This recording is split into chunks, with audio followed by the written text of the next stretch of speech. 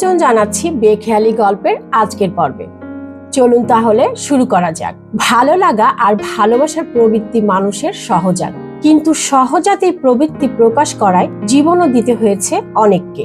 তাই জন্মসূত্রে পাওয়া ভালোবাসা নামের সেই অব্যক্ত অনুভূতি প্রকাশ করতে গিয়ে যাদের জীবন দিতে হয়েছে তাদের মহিমান্বিত করতেই প্রতি বছরের নির্দিষ্ট একটি দিনে পালন করা হয় ভ্যালেন্টাইন ডে বা ভালোবাসা দিবস।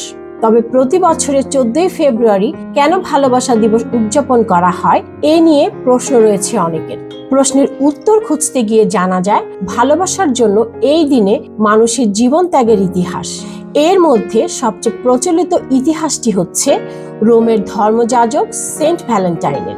সেন্ট শব্দটি মূলত খ্রিস্টান ধর্মে ব্যবহৃত একটি সম্মানসূচক পদবি।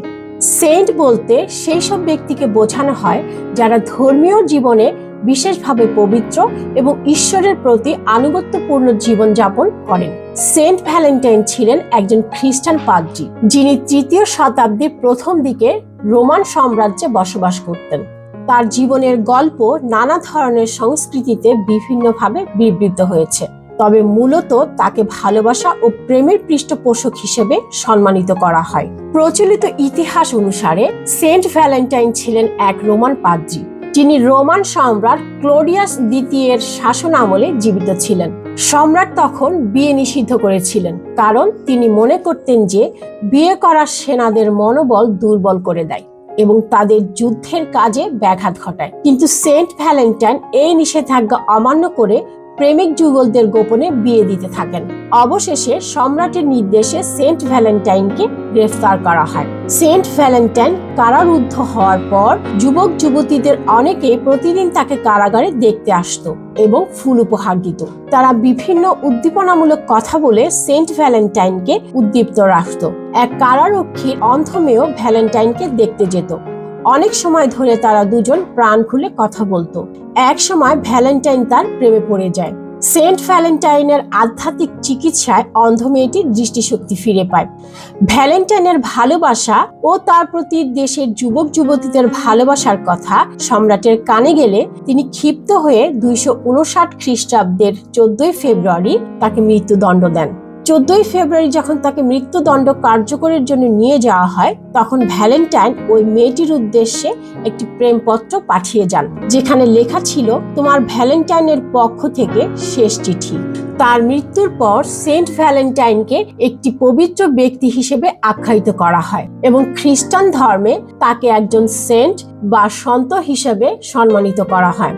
তার নাম ও জীবন থেকে অনুপ্রাণিত হয়ে 14 ফেব্রুয়ারি প্রেম ও ভালোবাসার দিবস হিসেবে উদযাপিত হতে থাকে।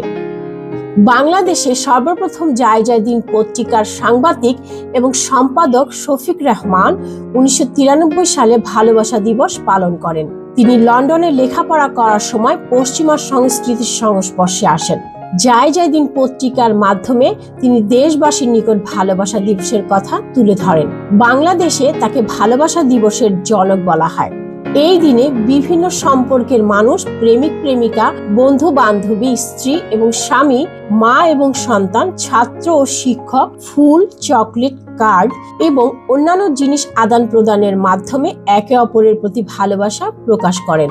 এই দিনে বাংলাদেশের বিভিন্ন পার্ক এবং বিনোদন কেন্দ্রসমূহ কানায় কানায় পূর্ণ থাকে।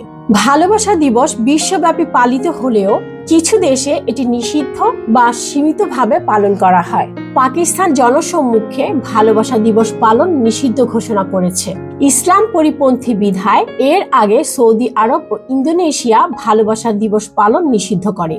2009 সাল থেকে ইরানে ভালোবাসা দিবস উপলক্ষে বিভিন্ন কার্যক্রম যেমন ফুল ও কার্ড দেওয়া ইত্যাদি নিষিদ্ধ। আফগানিস্তানে তালিবান শাসনের অধীনে ভালোবাসা দিবসের উদযাপন সম্পূর্ণ নিষিদ্ধ। তালিবান সরকার এই দিবসটিকে পশ্চিমা অশ্লীলতা হিসেবে দেখেন এবং এর বিরুদ্ধে কঠোর ব্যবস্থা নেন। বাংলাদেশের কিছু কিছু মানুষ মনে করেন সাংস্কৃতিক এবং ইসলামী দৃষ্টিকোণ থেকে ভালোবাসা দিবস পালন গ্রহণযোগ্য নয়, কারণ শরীয়তে দিবসের কোনো ভিত্তি নেই।